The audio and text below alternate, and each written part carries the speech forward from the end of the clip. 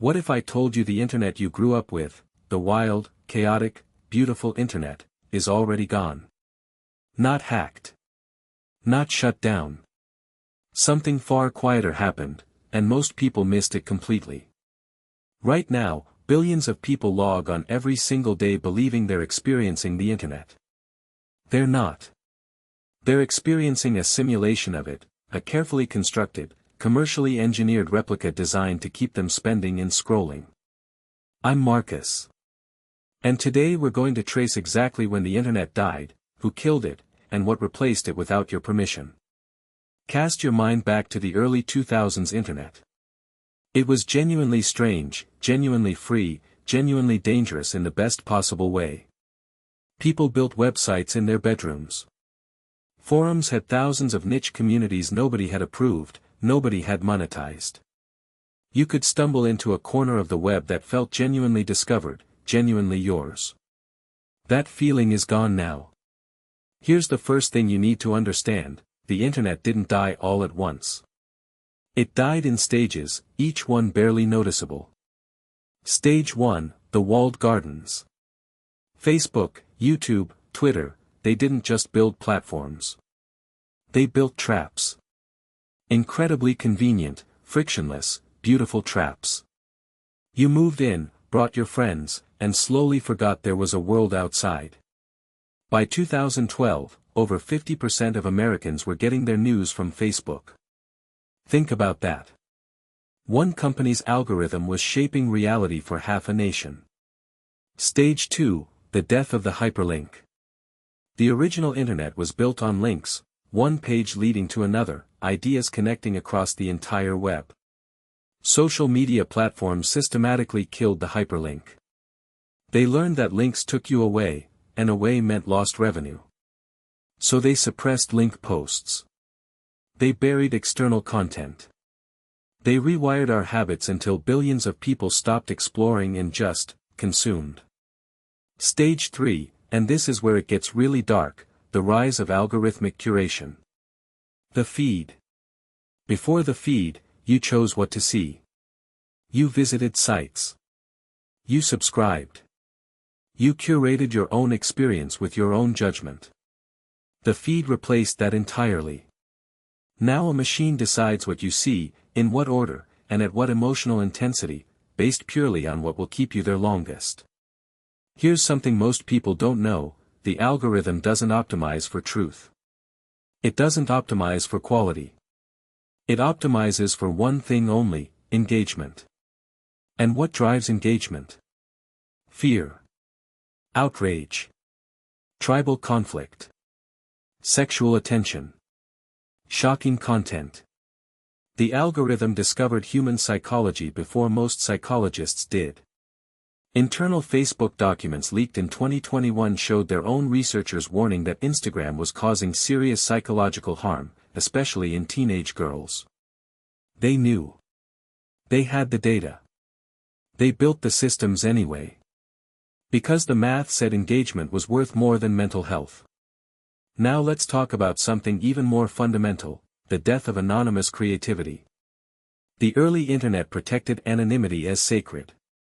You could write under a pseudonym.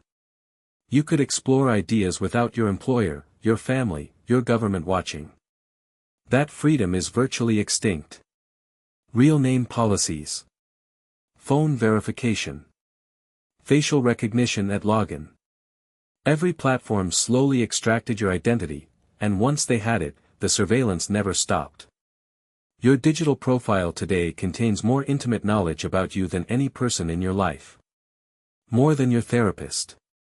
More than your closest friend. And here's the unsettling part: you gave it to them willingly. Every click, every like, every search query was a voluntary disclosure. Let's talk about what I call the Great Homogenization. Scroll through TikTok, Instagram, YouTube today, notice anything? Everything looks the same. The lighting. The pacing. The vocal tone. The emotional beats. The algorithm trained creators to be identical. Because the algorithm rewards what already worked. So creators copy what performed. And then their copies get copied. Until the entire creative ecosystem converges on a single aesthetic. The Internet was supposed to be the greatest democratization of creativity in human history. Instead, it became the most sophisticated conformity engine ever built. Now, and this is the part that will genuinely disturb you, let's talk about AI-generated content and what it means for reality itself. In 2024, researchers estimated that over 60% of content encountered online was AI-assisted or AI-generated. And the percentage is accelerating. Think about what that means. The Internet is no longer primarily a place where humans talk to humans. It is becoming a machine talking to machines, with you in the middle. Search engines are now filling with AI-generated SEO spam. Fake reviews. Fake news.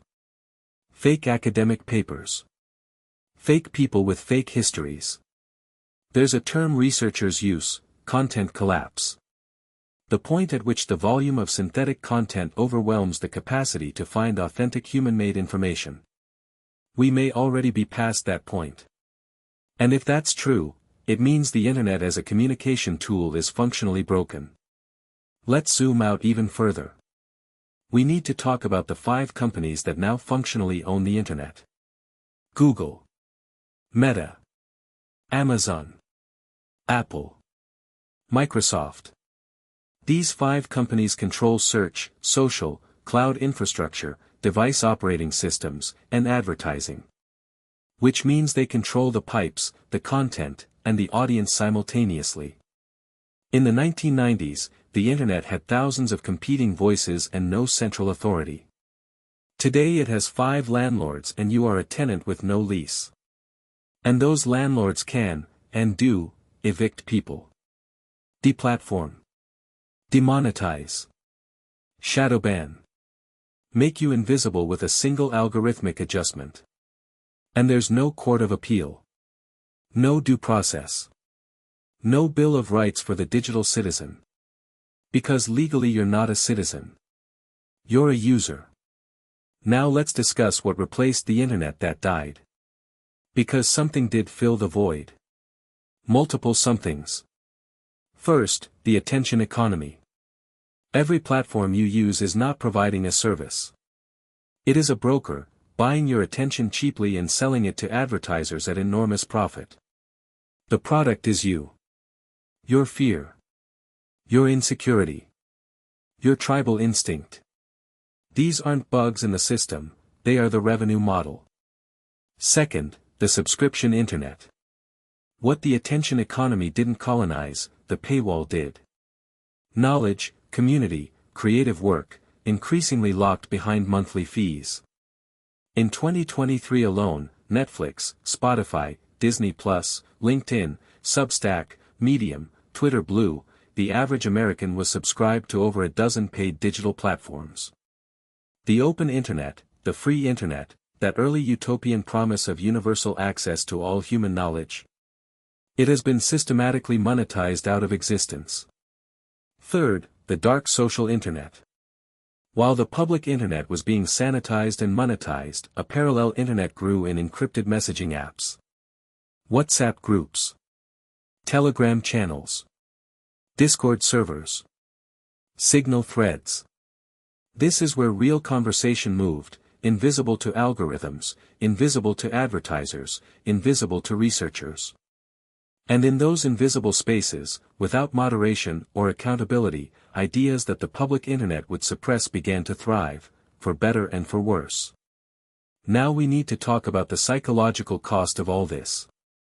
Because what happens to a society when its primary information environment is broken? Epistemic chaos. That's what happens.